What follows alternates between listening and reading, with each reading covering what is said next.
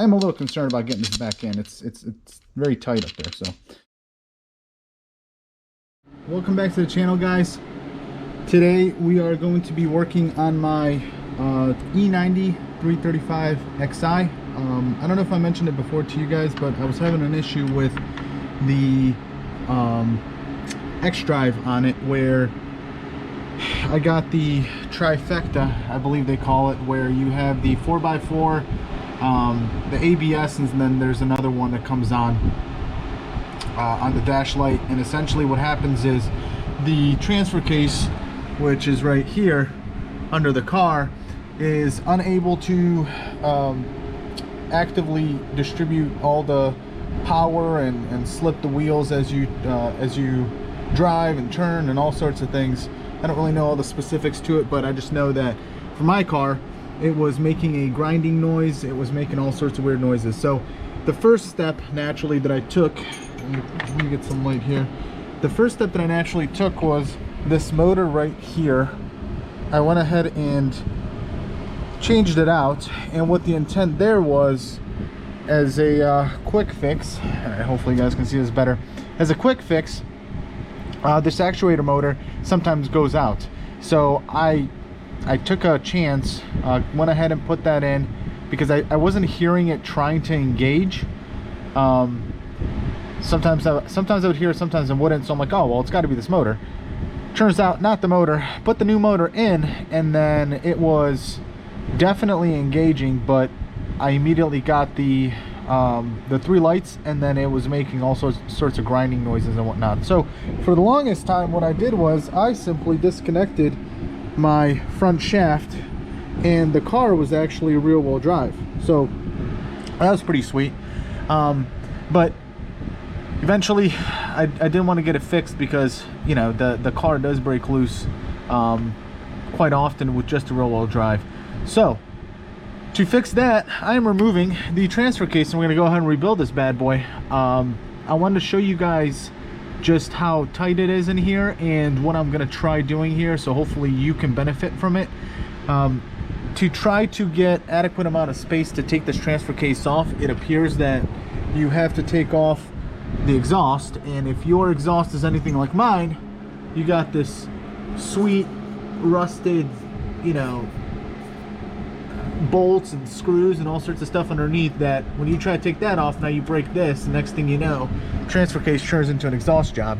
So I'm gonna leave those on, and what I've been able to do is take this heat shield, disconnect it all the way around, all right, move the heat shield back that way, tuck it, and I was able to get in here and take off all the bolts that hold the rear drive shaft on to the transfer case.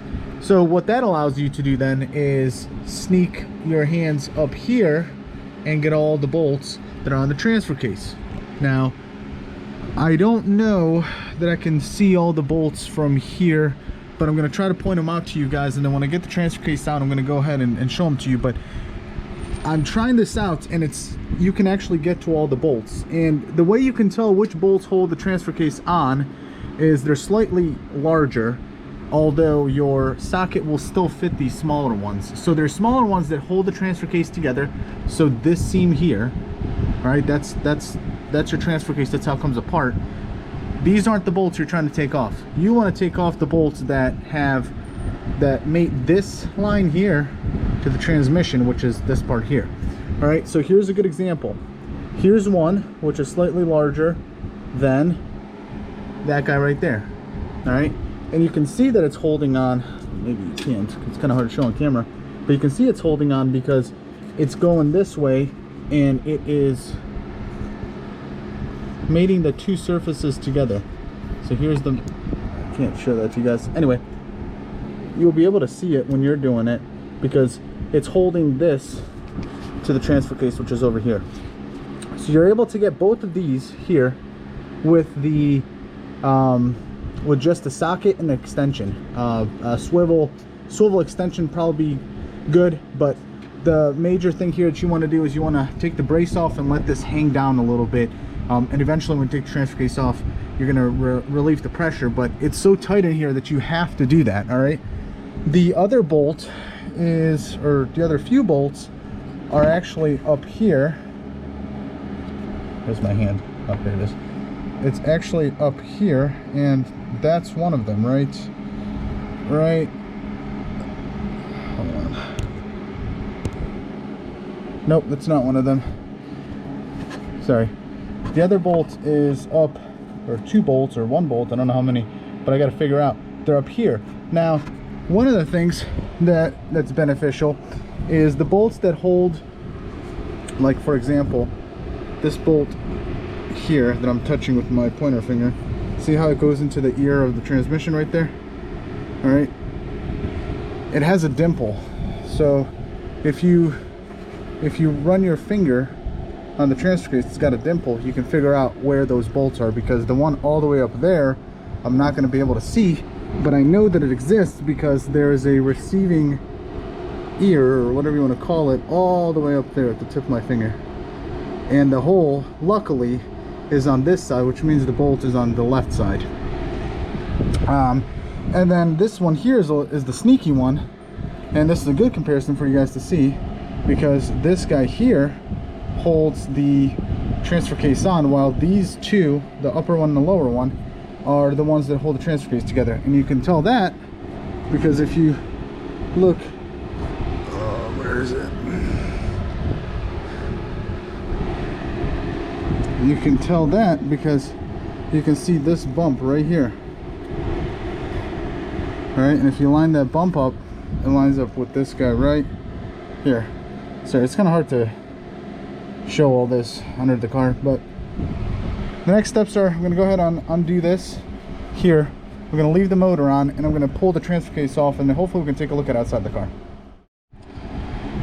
All right, so here is what it all looks like when you start to take the transfer case out. There is a shaft that you got to pull, the shaft of splines that come out of the transmission. You have to pull the transfer case out of. I did not know how heavy it was, or if it would get stuck somewhere over here, which it almost does, but not quite. Miss it by maybe a centimeter or two. So the helper that I have here is this transmission jack. Essentially, this thing wants to go that way. Well, I'm not going to let it go that way, but I am going to basically pivot it.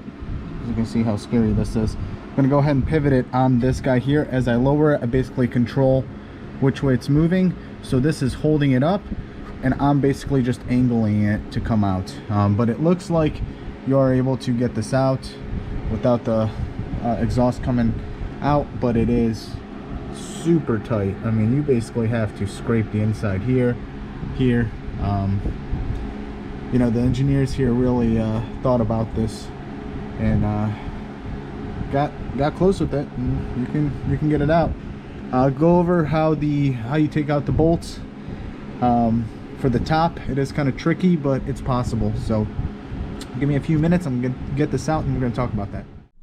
Boom, just like that, transfer case is out. This is what it looks like in all its glory. A couple of things you guys want to make sure you're doing when you're removing the transfer case, or not doing, should I say, is this transfer case is top heavy, so it is going to want to do this. It's going to want to go that way. All right, and you're going to want to let it go that way because it looks like it can just sit there and it's propped. But if you come down here and you look what it's propped on, it's propping directly on this electrical connection for your motor. All right, so don't do that. You can drop it down like this, boom, you're gonna break that. So get yourself a piece of wood, scrap piece of wood, 2x4, whatever, ratchet handle, anything, just to rest it up while you get it from underneath the car. Get it out, get it to a safe place. Eventually you will be taking this off, so it doesn't matter, but you don't want to destroy this obviously because it's a couple $100. Let's talk about the bolts. You have, so to orient everybody, all right, so transmission is here, okay, so you got a couple of bolts coming from this way. You got these two bolts, nothing to it. You can go ahead and use an extension, get on there, do whatever you got to do. For these guys up here, they are a little bit of a pain, but not horrible. If you take a piece of, not a piece, but you take one of those little mirror things, right? You can angle it up, you can see this, and you can guide the socket on to here. I know it sounds like a daunting task, but it is very, very simple. It took me maybe 30 seconds to remove each of these. I basically went in, used the mirror, got the socket on. These things are not torqued down very much, maybe 30, 40 foot-pounds. It's not like they're, you know, 100, 120 foot-pounds and you got to yank on them. Got it on there, got it off. Boom, got this guy off. I wasn't able to actually remove them and get them out, but got them out to where they kind of fell like this. They weren't in the way. Got the transfer case out. So, review. 2 bolts here from the transmission side. Top side, 2 bolts. Let's not forget the other side, all right? You got 2 bolts from the other side, and this is what I was talking about. Got the 1 bolt here, which this was a no-brainer. It's an ear.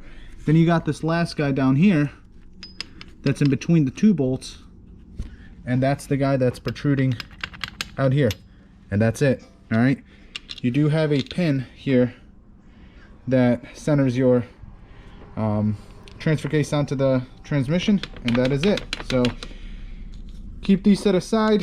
You can't really screw this up because they're all the same size except for this guy, and you'll know where the long one goes because it'll go into the extra meaty part here of the transfer case.